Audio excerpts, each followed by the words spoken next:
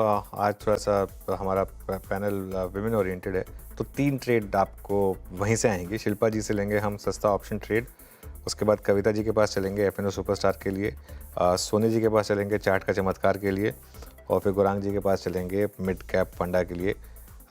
तो वीरू थोड़ा ध्यान रखना, शिल्पा जी और सोनी जी दोनों हैं ट्रेड्स लेने में, तो वो जब आप क्रम कर रहे हो तो उसमें थोड़ा-सा केयरफुल रहिएगा, ठीक है ना? थोड़ा-सा मार्केट में कुछ पक्का और स्टॉक्स की बात कुछ और स्टॉक्स की बात कर लेते पक्का हैं एक बार। बिल्कुल। अच्छा, रिलायंस देखिए एक बार ज़रा।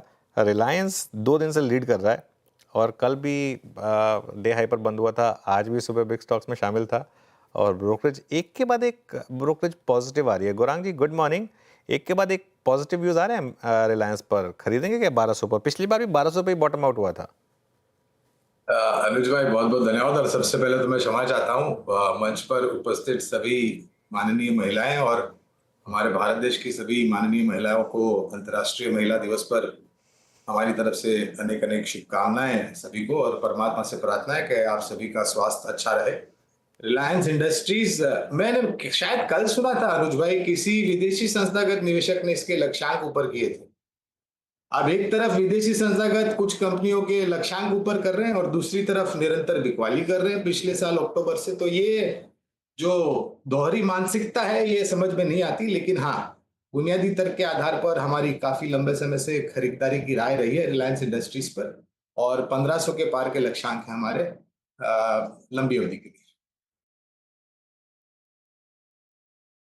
याद रखिएगा, कोई भी कंस्ट्रक्टिव, कोई भी पॉजिटिव, कोई भी टेक्निकल फंडामेंटल व्यू अगर है तो इसके साथ एक निजी राय ज़रूर रखें। सीएनबीसी आवाज़ का स्वामित्व प्रबंधन रिलायंस इंडस्ट्रीज़ के हाथ में है, तो प्लीज़ एक निजी राय रखें।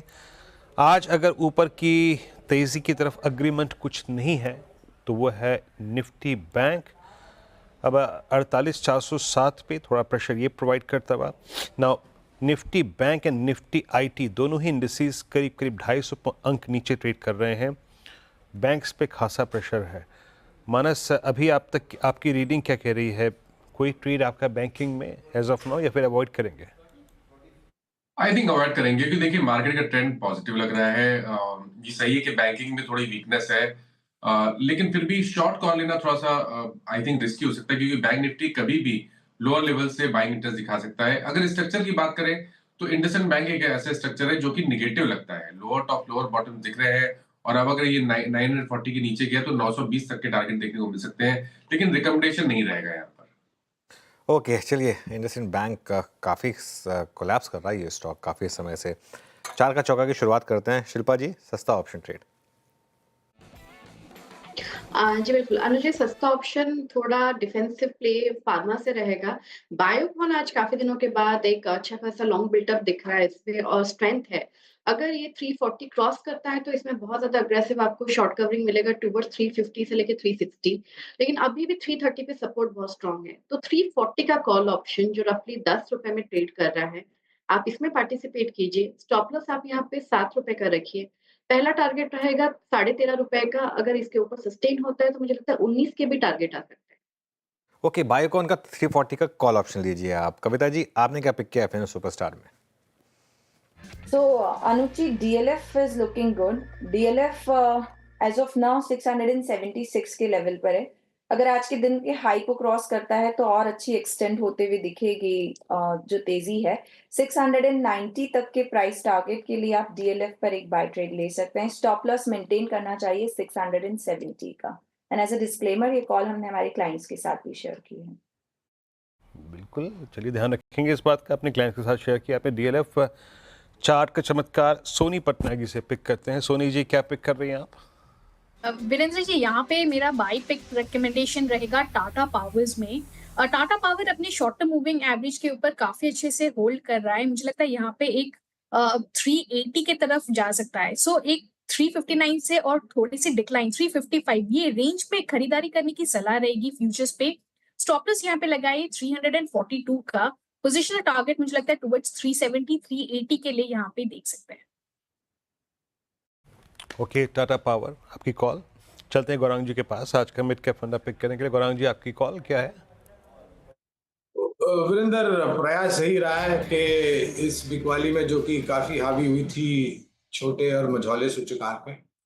तो प्रयास ये था कि ऐसी कंपनियां ढूंढ करके लाएं दर्शकों को निवेश के लिए लंबी अवधि के लिए, जो काफी सक्षम और मजबूत हो और रिस्क रिवॉर्ड फेवरेबल हो। उसी तरह के आधार पर एक निजी क्षेत्र की रक्षा क्षेत्र से जुड़ी कंपनी है एस्ट्रा माइक्रोवेव लिमिटेड। मौजूदा स्तर करीबन 625 के पार का है पिछली बार जब मेरी नजर पड़ी थी, और लंबी अवधि का नजरिया है तो यहाँ पर खरीदारी की राय है। 950 980 के लक्ष्यांक है लंबी अवधि के लिए, और उतावलापन मत कीजिए, धीरे धीरे करके किश्तों में खरीदारी कीजिए, लेकिन शुरुआत बिल्कुल कीजिए। ओके, एस्ट्रा माइक्रो यहाँ पर आपकी बाय कॉल। ये 4 ट्रेड्स हमने पिक किए, शिल्पा जी से शुरुआत की थी। शिल्पा जी का पहला ट्रेड था सस्ता ऑप्शन, बायोकॉन की कॉल थी 340 की। उसके बाद डेफिनेट सुपरस्टार कविता जी ने पिक किया, उनका ट्रेड रहा आज DLF फ्यूचर्स 678 पे, ये बाय कॉल थी 690 के लक्ष्य के लिए। और फिर ट्रेड किया गया सोनी पटनायक जी का चार्ट का चमत्कार, पिक किया गया टाटा पावर और 370 380 के लक्ष्य के लिए। और अभी एस्ट्रा माइक्रो यहाँ पे गौरंग जी की कॉल 950 980 का लक्ष्य 648 पे ट्रेड करता हुआ। एक डायरेक्शनल वॉलेटिलिटी बाजार में बहुत सारी है, बहुत ज़्यादा है, बट एक बार लेके आइए आप SRF, it's 2896 is a day high, और एक क्लासिकल फ्लैग का यहाँ पे ब्रेकआउट की पॉसिबिलिटी। शिल्पा जी आपका व्यू क्या है, आई मीन SRF पर? हाँ जी, बिल्कुल, यहाँ पे 2800 से ही हम लोग इसको रेगुलरली रिकमेंड करते आ रहे हैं, लेकिन 2900 2910 पे एक थोड़ा-सा रेजिस्टेंस मिलेगा। अगर ये 2910 के ऊपर सस्टेन करता है, तो एक बहुत ही अगेन डिसाइसिव बाय टुवर्ड्स 2970 से लेके 3000 तक। थोड़ा वेट कर लीजिए, 2910 के ऊपर बाय कीजिए, स्टॉप लॉस आप तब 2870 पे मेंटेन कीजिए। SRF आज के स्पॉटलाइट में मेंशन भी किया गया था, और ये देखिए 2897 पे डे हाई पर आके ट्रेड करता हुआ, शानदार मूव यहाँ पे। और DLF अच्छा मूव देता हुआ। और क्या है जो आज एक बार फार्मा स्पेस में मुझे बहुत शार्प OI एडिशंस नज़र आ रहे हैं। दिवीज लैब में देखिए पूरे बाजार में ट्रेंड है, कोई लोअर लेवल से रिवर्स कर रहा है, कोई हायर लेवल पे है, कोई मिड में है। This is a classical case of pull back. Divi's lab 5590। Ashish बहती जी, क्या पिक करने की जगह है? ये थोड़ा सा मैं प्रीएम्प्ट कर रहा हूँ, और वो जो थ्रस्ट पिछले 5 दिन का है उसका अभी तक हमको बड़ा इम्पैक्ट नज़र नहीं आया। 5588 लिख के रख लेता हूँ, आपका व्यू क्या है इस पर? जी वीरेंद्र जी, देखिए स्ट्रेंथ तो है क्योंकि स्टॉक ने गिरावट में भी 200 डे मार्क को नहीं तोड़ा और उसके ऊपर ही ट्रेड किया है, और इनफैक्ट 28 जनवरी में भी जो बेस बना था इन्हीं लेवल्स पे बना था, और यहीं से एक पुल बैक देखने मिला था। तो यहाँ पे हम वापस एंटिसिपेट कर रहे हैं कि शॉर्ट कवरिंग देखने मिल सकती है इन लेवल से। तो 5500 का स्टॉप लॉस लगाकर खरीदारी की सलाह रहेगी इस स्टॉक में, और हमें लगता है कि इसमें 5700 एंड 5750 तक का जोन देखने मिल सकता है। बिल्कुल, SRF आज का स्पॉटलाइट क्लियरली और अच्छा स्क्रीन पर मोमेंट। देखिए जब कोई ट्रेड में स्क्रीन पे प्ले आउट हो ना तो ज़्यादा मज़ा आता है, क्योंकि फिर उसमें पार्टिसिपेट करने वालों का ही पैसा बनता है। 58 पॉइंट निफ्टी नीचे है अब, बहुत ही क्रूशल जोन पर आ गए हैं हम वापस। सुबह मार्केट ने आपको एक ट्रेड दी, वो प्ले आउट हुई। उसके बाद हमने एक बात की थी कि अगर आप कंजर्वेटिव ट्रेडर हैं तो एक बार के लिए प्रॉफिट बुक कर लीजिए, क्योंकि अब हम वापस लग रहा है कि डे लो की तरफ बढ़ रहे हैं, और अगर डे लो टूटा तो थोड़ी दिक्कत बन सकती है, और अगर 22,400 टूटा तो, लेकिन खैर ये बहुत स्ट्रॉन्ग सपोर्ट है 22,450 से 22,500 के बीच में। तो शायद एक बार और कोशिश होगी यहाँ पर सपोर्ट लेने की, और देखते हैं इसको अगले आधे घंटे थोड़ा सा ऑब्जर्व करेंगे। दिक्कत मार्केट की हो रही है कि सबसे बड़ा इंडेक्स चलने को तैयार नहीं है, वो है बैंक निफ्टी। और आज तो खैर बैंक निफ्टी और IT दोनों ने थोड़ा सा अपना हाथ पीछे खींच लिए, और बैंक निफ्टी आज फिर हायर लेवल से कोलैप्स हो रहा है। कल भी बैंक निफ्टी हायर लेवल पर नहीं टिक पाया था, आज भी बैंक निफ्टी नहीं हायर लेवल पर टिक पा रहा है। इनफैक्ट ये मार्केट के लिए एक पॉजिटिव है कि इतने 2 बड़े सेक्टर नहीं चलने के बावजूद मार्केट इतना नहीं गिरा है। अब खैर 65 पॉइंट गिर गया, लेकिन उसका एक कारण है रिलायंस। रिलायंस कोशिश कर रहा है अपनी तरफ से पूरी मार्केट को सपोर्ट देने की। निफ्टी का कंट्रीब्यूशन देखते हैं एक बार, उससे आपको और क्लियरली समझ में आ जाएगा रिलायंस का महत्व आज की मार्केट में। 16 पॉइंट का कंट्रीब्यूशन अकेला एक रिलायंस कर रहा है। हालांकि अब थोड़ा सा हम डे लो की तरफ बढ़ रहे हैं, और मिड कैप भी एक बार के लिए रेड में आया, तो थोड़ा सा मुझे लग रहा है कि ये मार्केट अब वॉलेटिलिटी दिखा रहा है।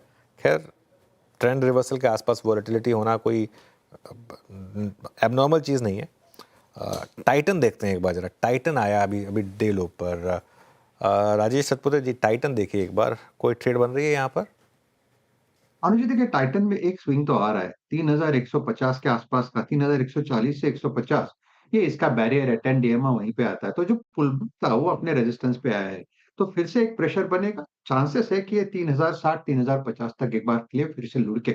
तो जिन जो एग्रेसिव सेलर है उनका, उनके लिए ये सेल कॉल होगा। डेज हाई के ऊपर स्टॉप लॉस लगे, और जैसे मैंने कहा 3050 3060 तक का करेक्शन आ सकता है। तो वीकनेस तो टाइटन में है, वैसा भी काउंटर है, ये वीक ही काउंटर है।